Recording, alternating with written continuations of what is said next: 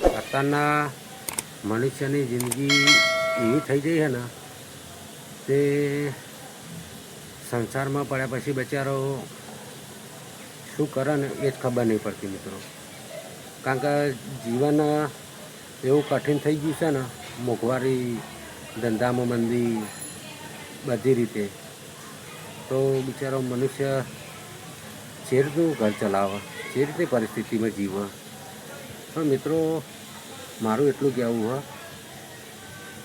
કે મોંઘવારી તો વધવાની જ, ઘટશે નહીં. તો હું દરેક વ્યક્તિને એક જ સલાહ લે કે 8 કલાક કામ કરતા હોય તો 2 કલાક વધારે કરજો. મોંઘવારી ઓછી નડશે મિત્રો. જેમ કે મોંઘવારીને કોઈ નહીં પહોંચે, જેમ વ્યાજના ઘોડા નહીં પહોંચતા ને એમ મોંઘવારીને નહીં કોઈ પહોંચે. તમારો ધંધો જ પહોંચશે. 2 કલાક વધારે મજૂરી કરી લેજો, પણ આડાવડું કામ કરતા નહીં, નકર તમારો પરિવાર વન વિખેર થઈ જશે. કારણ કે કાયદો કોઈને છોડતો નથી. એટલે દરેક મારા દર્શક મિત્રોને એટલું કહું છું કે 12 કલાક મજૂરી કરતા હોય તો 2 કલાક વધારે કરજો. કોઈ 10 કલાક કરતા હોય તોય 2 કલાક વધારે કરજો.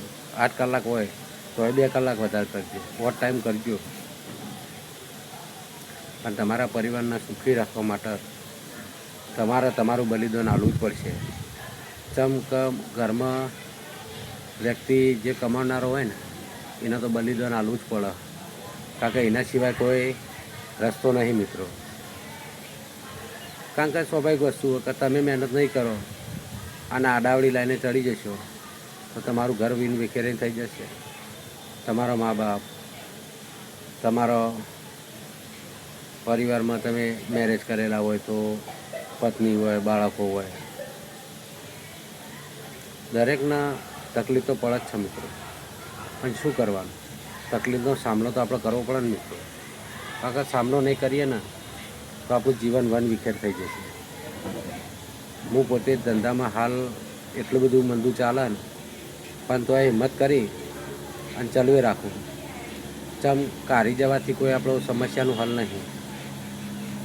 મુશ્કેલીના હોમાં લડે ને એ જ સાચો માણસ છે.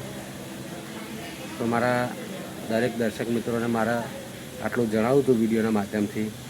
તો કોઈને વિડીયો સારો લાગે તો કોમેન્ટ કરજો, શેર કરજો, સબસ્ક્રાઈબ કરજો અને સપોર્ટ કરજો મિત્રો. જય